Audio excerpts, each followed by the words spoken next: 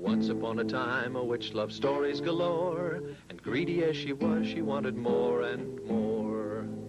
When she saw that the librarian had stories of all kinds, she said, "I'll capture you, all your stories will be mine."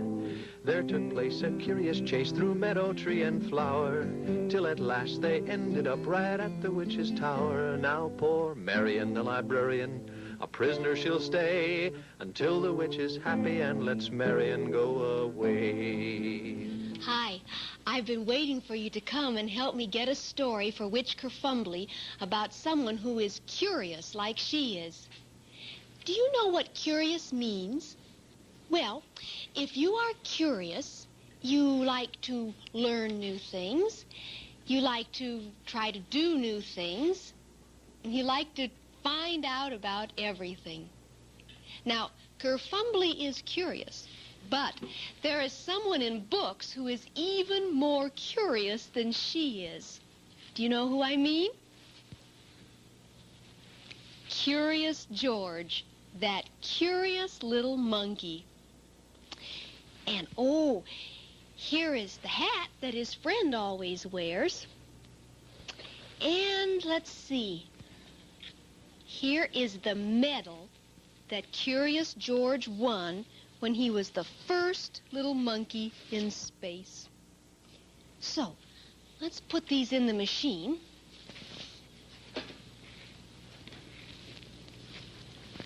And turn it on.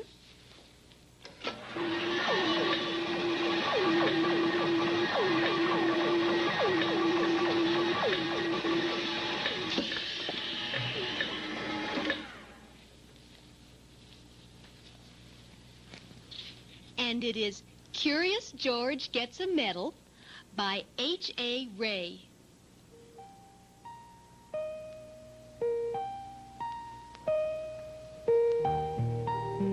This is George. He lived with his friend, the man with the yellow hat. He was a good little monkey, but he was always curious. George was alone this morning, looking at a picture book, when the doorbell rang. It was the mailman. "Here's a letter for you," he said. George was curious. It was not often that somebody wrote to him. Too bad he could not read the letter. But maybe he could write one himself. In the top drawer of the desk there was paper and ink and a fountain pen. George sat down on the floor and began to write. Oh, but the pen was dry. It needed ink. George would have to fill it. He got a funnel from the kitchen and started pouring ink. But instead of going into the pen, the ink spilled all over the floor. George had to think of something to clean it up. Why, soap and water. He got a big box of soap powder and poured all the soap over the ink. Then he pulled the garden hose through the window, opened the tap, and sprayed water on the powder. Bubbles began to form, and then some lather, and more lather, and more lather, and more lather. In no time at all, the whole room was full of lather, so full indeed that George had to escape in a hurry. When he was safely out of the house, he first turned off the tap. But what next? How could he get rid of all that lather before his friend came home? He would get a big shovel and shovel the lather out of the window. But where was the lather? While George had been outside thinking, it had all turned into water. Now the room looked like a lake, and the furniture like islands in it. The shovel was no use. A pump was what George needed to get the water out, and he knew just where to find one. He had seen a portable pump at the farm down the road. But the pump was heavy. He would need help to pull it all the way back to the house. Now a big pig was standing near a gate. A big pig could easily pull a small pump.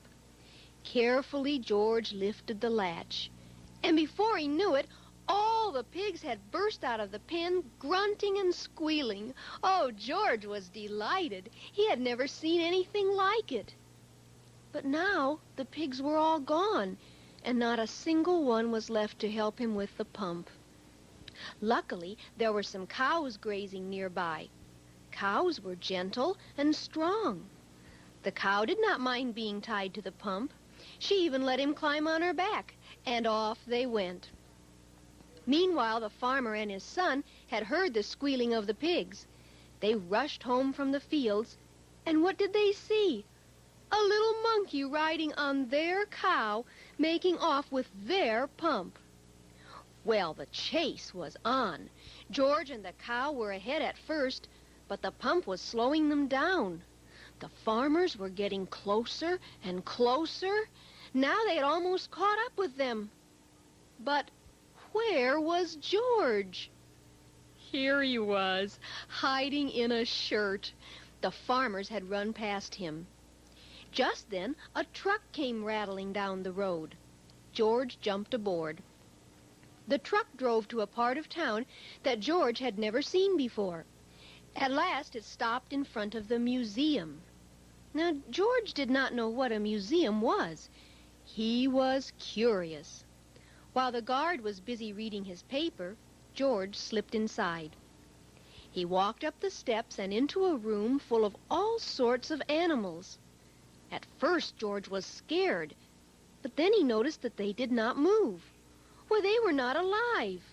They were stuffed animals put into the museum so that everybody could get a good look at them. In the next room, George saw something so enormous it took his breath away. It was a dinosaur. George was not scared this time. He knew it was not real. And then he saw the palm tree full of nuts.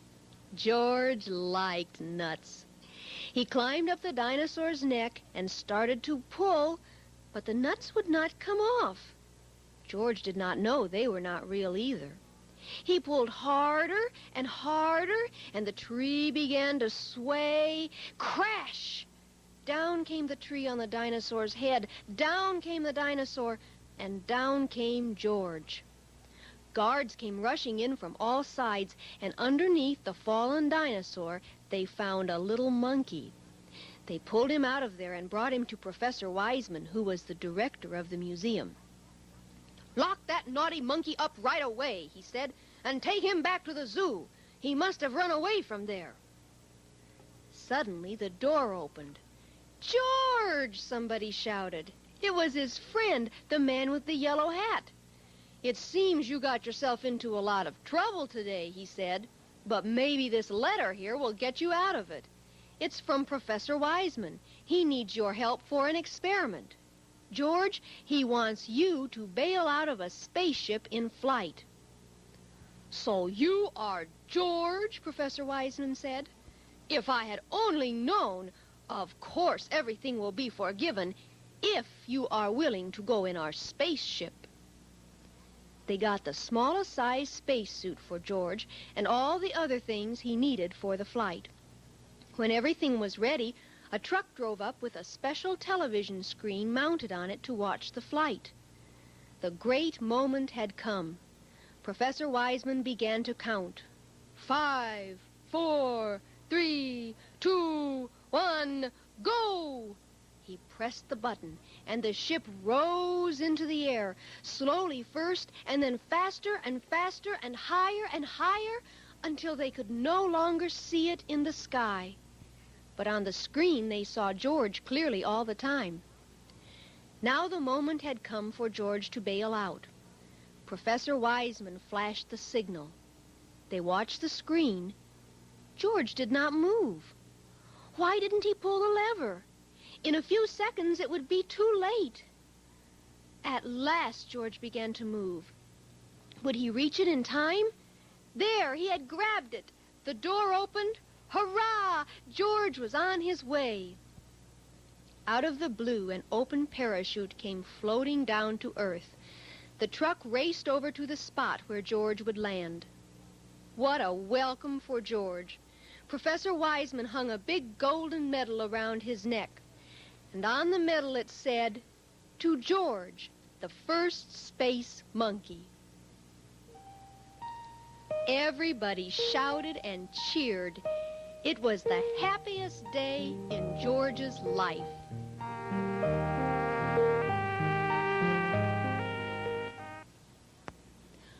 Oh, wasn't that a good story?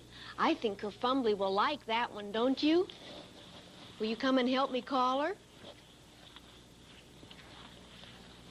Left and right and Zachary Zoo, here's a story just for you. Oh, a story for me. Is it about someone just like me? Just like you. Oh, good. Was this a sad story or a happy story? Oh, a happy one. Good. Was it about someone who is curious, just like me? Oh, it is. And is this someone smart, just like me? Good.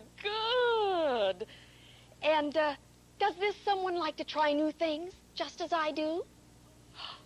Oh, good. What was this person's name? Curious George? Well, was he a witch just like me? No? Well, what was he? A monkey! Marion, it isn't nice to call me a monkey. I didn't call you a monkey. Why, you said this story was about someone just like me. Well, that's because you are both curious. Well, I'm not curious anymore. I'm furious. That means very angry. No more monkeys.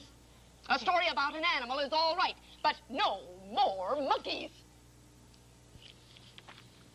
My goodness, she was furious, wasn't she? Maybe we should get her a story with lots of animals in it. Maybe a farm story. Do you think you could find a farm story? Oh, good. I'll see you right here next time. Once upon a time, a witch loved stories galore, and greedy as she was, she wanted more and more. When she saw that the librarian had stories of all kinds, she said, "I'll capture you, all your stories will be mine." There took place a curious chase through meadow, tree, and flower, till at last they ended up right at the witch's tower. Now poor Marian, the librarian, a prisoner she'll stay, until the witch is happy and lets Marian go away.